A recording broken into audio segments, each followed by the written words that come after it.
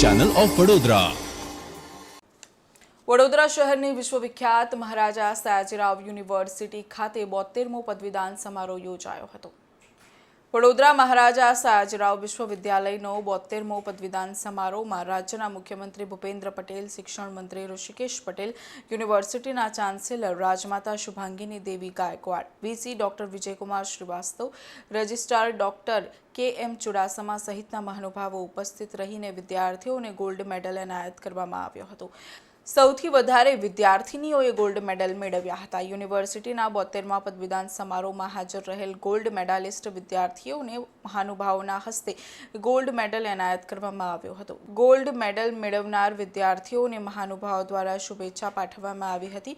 પદવીદાન સમારોહમાં 221 વિદ્યાર્થીઓને 345 ગોલ્ડ મેડલ એનાયત કરવામાં આવ્યા હતા, જેમાં વિવિધ ફેકલ્ટીના 76 જેટલા વિદ્યાર્થીઓએ એક કરતાં વધુ ગોલ્ડ મેડલ મેળવ્યા હતા। આ વર્ષે પણ વિદ્યાર્થીનીઓ મેડલ મેળવવામાં અગ્રેસર રહી હતી। 132 ગોલ્ડ મેડલ વિદ્યાર્થીઓ અને 231 ગોલ્ડ મેડલ વિદ્યાર્થીનીઓને મળ્યા છે। 72મા પદવીદાન સમારોહમાં કુલ 13,599 વિદ્યાર્થીઓને ડિગ્રી પ્રદાન કરવામાં આવી, જેમાં PhDના 70, માસ્ટર ડિગ્રીના 2,931, બેચલર ડિગ્રીના 10,007 અને પોસ્ટ ગ્રેજ્યુએટના 591 વિદ્યાર્થીઓને ડિગ્રી આપવામાં આવી હતી।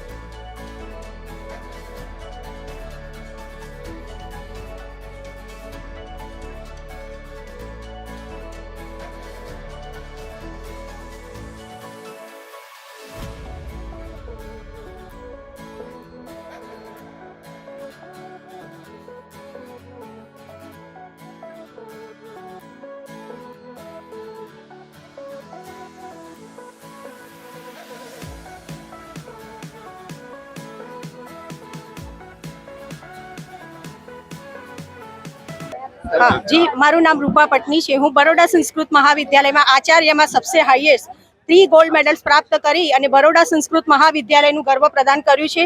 मारा गुरुजी डॉक्टर रामपाल शुक्ला ने अनेक बार धन्यवाद एवं सभी गुरुओं को मेरा बारी बारी धन्यवाद। आज हूँ एटलू कहीश कि अमारा आपणे MLA श्री रंजनबेन भट्टे भी मारू स्वागत कर्યું, कारण कि हूँ भाजप में भी आपणे महिला मोर्चा में मंत्री छूँ तथा केवीरभाई रोकड़िया MLA અને મને 6 ગોલ્ડ મેડલ મળ્યા છે। સંસ્કૃત પાલી એન્ડ પ્રાકૃત ડિપાર્ટમેન્ટમાંથી મેં માસ્ટર્સ કર્યું છે, આર્ટ્સ ફેકલ્ટીમાંથી। मैडम आजकल જે મહિલાઓ આજે ફરી વખત મેદાન માર્યું છે, આપ વિદ્યાર્થીની કરતા એક માત્ર વધારે છો, કોને આભારી માનો છો? ત્યારે પરિવારનો માહોલ કેવો હતો જ્યારે અભ્યાસ કરતા? જ્યારે અભ્યાસ કરતી હતી ત્યારે ઓબ્વિયસલી દરેક પરિવારના દરેક મેમ્બરને થોડું કોમ્પ્રોમાઇઝ કરવું પડ્યું, થોડું સેક્રિફાઈસ કરવું પડ્યું। હું બધાને એટલો ન્યાય આપી નહોતી શકતી, પણ બધા સમજતા હતા અને બધા જ મને ખૂબ સપોર્ટ કરતા હતા। મારો તો દરેક લેડીને એવો અનુરોધ છે કે એક વખત તમે જો ઘરથી આપણે ઘરમાં હોઈએ ને ત્યારે એવું લાગે કે હું નીકળી જઈશ ને તો ઘરમાં આગળ કશું નહીં થાય, પણ એક વખત તમે ઘરથી બહાર નીકળીને જુઓ, તમારા ઘરના દરેક તમને સપોર્ટ કરવા માટે હાજર જ હશે. મારી બે દીકરીઓએ મને બહુ જ એક ટાઈમ મારો પણ એવું આવ્યો હતો કે મેં વિચાર્યું હતું કે આ રિસ્પોન્સિબિલિટી મારાથી નથી લેવાતી, ત્યારે મારી દીકરીઓએ મને બહુ સપોર્ટ કર્યો. એનું હું મારી બે ડોટર્સને હું સ્પેશિયલ થેન્ક્સ કહીશ, અને સ્પેશિયલ થેન્ક્સ મારા હસબન્ડને, મારા મમ્મી પપ્પા જેમણે મારામાં આ બધા બીજ રોપ્યા, અને મારા સાસુ સસરા. ખાસ કરીને સંસ્કૃત વિષય ઉપર તમે કહ્યું છે, સંસ્કૃત ભારતીય સંસ્કૃતિમાં આવે છે, અત્યારે કઈ રીતનું કલ્ચર જોવા મળી રહ્યું છે? મારું તો એવું જ કેવું છે કે મેડમ આજે તમને ગોલ્ડ મેડલ સંસ્કૃતને લઈને મારું કેવું એવું છે કે આપણે હવે ક્યાંક ને ક્યાંક આપણે આપણા ઇન્ડિયન કલ્ચર, આપણું જે સંસ્કૃતિ છે એનાથી આપણે થોડા દૂર થતા જઈએ છીએ, અને વેસ્ટર્ન કલ્ચર આપણે છે. પણ જો આવા એમાં જે વિષયો ભણ્યા, શાસ્ત્ર ભણ્યા, સુંદરકાંડ છે, ઉત્તરામચરિત છે, આ બધા સબ્જેક્ટ જો આપણે ભણીએ તો આજકાલ આપણા સમાજમાં જે ડિપ્રેશન છે છોકરાઓમાં, કે બધાની જે ખરાબ મનોવૃત્તિ છે એનાથી આપણે બહાર આવી શકીએ. એટલે મારો દરેક એવી લેડીને અનુરોધ છે કે તમે પ્લીઝ આવા કોઈ કોર્સીસ કરો જે આપણા કલ્ચર જોડે રિલેટેડ હોય, એ તમે જોઈન કરો. અને એ બહુ સારું પ્રિવિલેજ છે કે આપણે કોઈ પણ બીકોમ, મારું બેકગ્રાઉન્ડ પોતાનું બીકોમનું છે, પણ હું અત્યારે એમએમાં કરી રહી છું, એમએ આર્ટ્સમાં કર્યું, તો એ આપણી પાસે અત્યારે ફેસિલિટી MS યુનિવર્સિટી આપણે પ્રોવાઈડ કરી છે. તો આપણે એનો થોડોક લાભ ઉઠાવીને આવા કોર્સીસનું દરેક માતાએ, ખાસ કરીને હું અનુરોધ કરીશ, માતાએ આ બધા સબ્જેક્ટનું એક વખત અધ્યયન કરવું જોઈએ.